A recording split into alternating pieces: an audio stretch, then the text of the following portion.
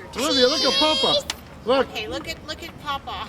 Today is an event we have every single year on President's Day weekend in February, which is an event we call Masters of the Sky, and it basically just celebrates the bald eagle, which is obviously, as everyone should know, our national bird. And at this time of year, there's just a lot of eagles around, and so it kind of creates a pretty good public event opportunity for everybody to come look at them.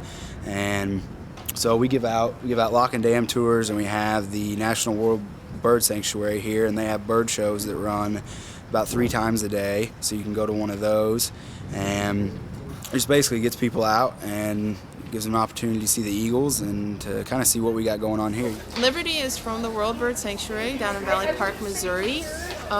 He's turning 19 years old this year, and typically that would be pretty old if he was out in the wild. They typically live to be about 20 to 25.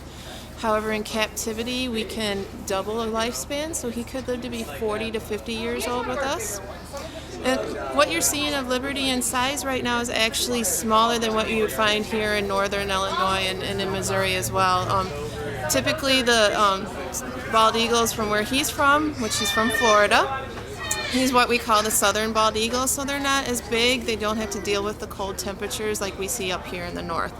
So Liberty is small, and the other reason why he's small is because he's a male too as well. So males actually can be a third smaller than the females are. So he kind of has 2 strikes against him when it comes to size.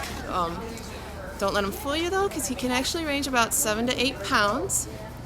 And he has about a 6-foot wingspan on him. So they typically range between 6 to 8 feet in wingspan and can have anywhere between 7 to 14, 15 pounds. So Liberty actually is in captivity due to a car collision, actually a couple different car collisions. His first car collision, he was scavenging alongside the highway, got spooked up by a car that was coming by, and unfortunately he was struck by that car and he had a broken collarbone. That break was actually a nice clean break. They were able to put a pin in that and get him rehabbed. He was released back out in the wild.